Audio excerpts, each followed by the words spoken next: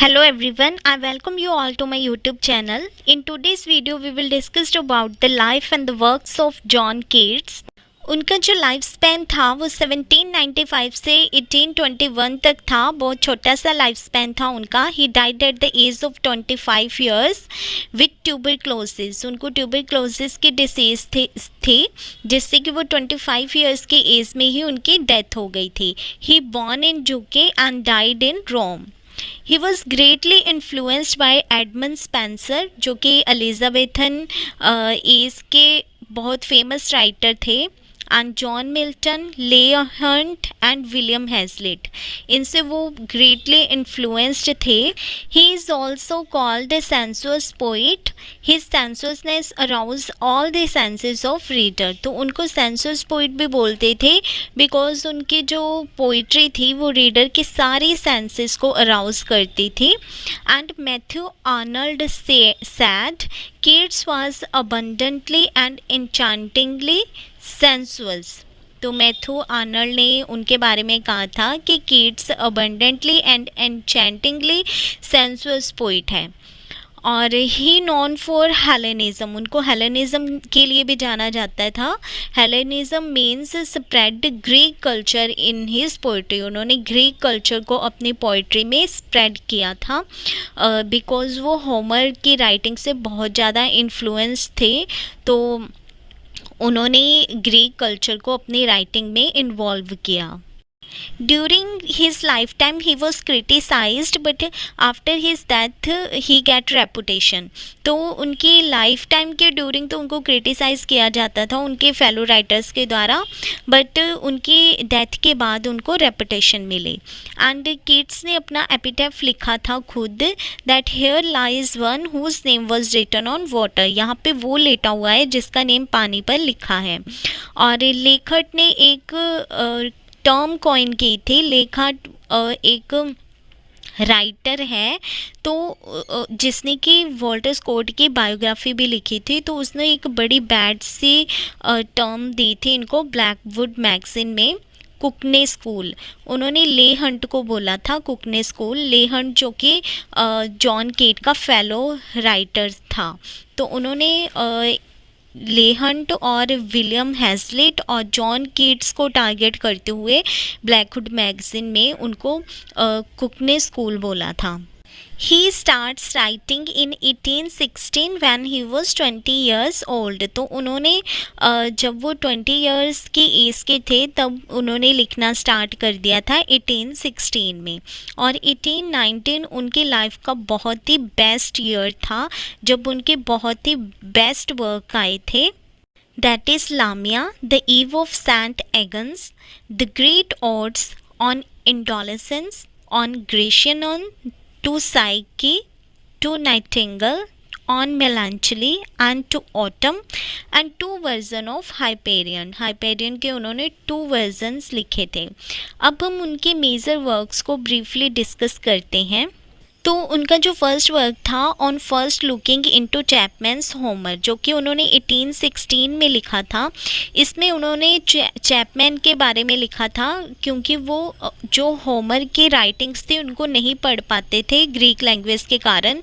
तो चैपमैन एक Elizabethan dramatist translator और पोइट थे जो कि ट्रांसलेट किया करते थे होमर के वर्क्स को. तो वो चैपमैन की राइटिंग ही पढ़ते थे ट्रांसलेट की हुई. तो उन्होंने उसी के ऊपर ये लिखा था on first looking on the Chapman's Homer. ये एक सोनेट था और इसकी राइम स्कीम थी ABBA, ABBA, CDC, CDC. Next work था उनका एंटमियन जो कि 1818 में पब्लिश हुआ और ये एक हीरोइक कपलेट था और ये भी ग्रीक मिथ के ऊपर ही बेस्ड था. और इसमें टोटल 4 बुक थे और ये बेस था ड्राइटन की book the man in the moon and Fletcher की बुक द फेथफुल शेपर्ड के ऊपर. और इसकी ओपनिंग लाइन बहुत ही फेमस है, a thing of beauty is a joy for ever. Next work है उनका इजाबेला और द पोर्ट ऑफ वेजिल जो कि 1818 में लिखा था उन्होंने. और ये एक नैरेटिव पोइम है और इसको अडॉप्ट किया था उन्होंने वकैशियो के डेकामेरन से. तो इसकी स्टोरी कुछ इस तरह से है कि इसमें जो इज़ाबेला है वो लोरेंज़ो से लव करती है और जो लोरेंज़ो है वो इज़ाबेला के ब्रदर्स के लिए वर्क करता है। तो जब इज़ाबेला के ब्रदर्स को इसका पता चलता है तो वो उसको मार देते हैं और उस जो लोरेंज़ो होता है उसका घोस्ट बाद में अपीयर होता है और इज़ाबेला को बताता है कि कैसे उसके भाइयों ने उसका मर्डर किया। तो इज़ाबेला उसकी बॉडी को फाउंड करती है और उसके हेड को लाके एक पोट में बरी कर देती है और जब उसके ब्रदर्स को ये पता चलता है तो वो उस पोट को चुरा लेते हैं और इज़ाबेला भी बाद में पेन में मर जाती है। और नेक्स्ट वर्क है उनका ला बैले डेमेसेंस मर्सी। ये एक बैलेड है और ये एक फ्रेंच वर्ड है जिसका मीनिंग है द ब्यूटीफुल विदाउट मर्सी और ये एनकाउंटर है बिटवीन नाइट एंड एल्फ और इसमें 12 स्टैंजा है और 4 लाइंस है हर स्टैंजा की और इसकी जो राइम स्कीम है वो है ABCD और इसमें एक ब्यूटीफुल लेडी होती है जो कि अट्रैक्ट करती है लवर्स को और बाद में उनको अट्रैक्ट करके उनको डिस्ट्रॉय कर देती है।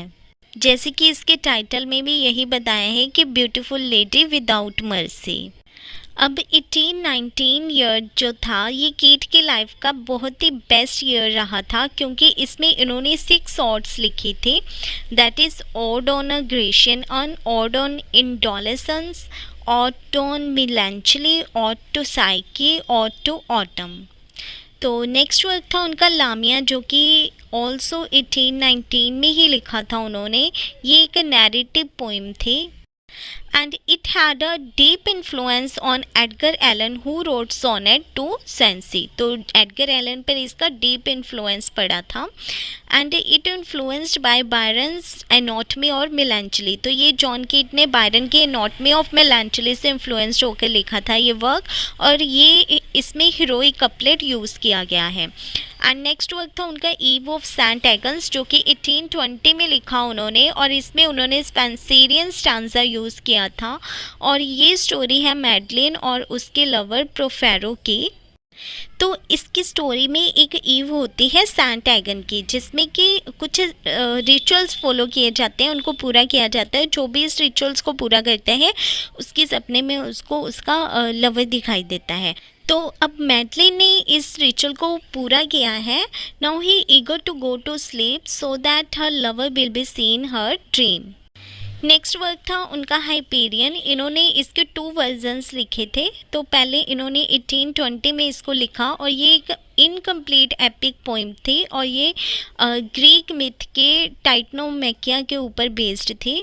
So it tells the disappear of Titan after fall from Olympians। तो टाइटन के डिसअपियर होने की स्टोरी बताई गई है इसमें। तो नेक्स्ट उन्होंने लिखा था द फॉल ऑफ हाइपेरियन जो कि रिवाइज्ड एडिशन था विद लॉन्ग प्रोलॉग। एक ड्रीम था ये और ये अनफिनिश्ड वर्क था उनका। नेक्स्ट उन्होंने लेटर लिखा था टू हिज ब्रदर इन 1817 जिसमें उन्होंने एक टर्म यूज़ की थी नेगेटिव कैपेबिलिटी। और फिर उन्होंने 1815 में रिचर्ड वुड हाउस लिखा जिसमें उन्होंने इगोइस्टिक सब्लाइम टर्म यूज़ की और किड्स डिस्क्राइब करते थे अपने आप को कैमलियन से क्योंकि वो कहते थे कि जो वर्ड्सवर्थ है वो एक फिक्स्ड इमेज है पर जो किड्स है अपने बारे में वो कहते थे कि वो चेंज होता रहता है एज अ कैमलियन। तो पीबी शेली ने जॉन कीट्स के ऊपर एक वर्क लिखा था एडोनिस जो कि एक एल्जी थी उनकी डेथ के ऊपर और उन्होंने ग्रीक लैंग्वेज में उनको बोला था Adonis. So this is all about John Keats' life and his works. If you like my video, please subscribe my channel. Have a nice day.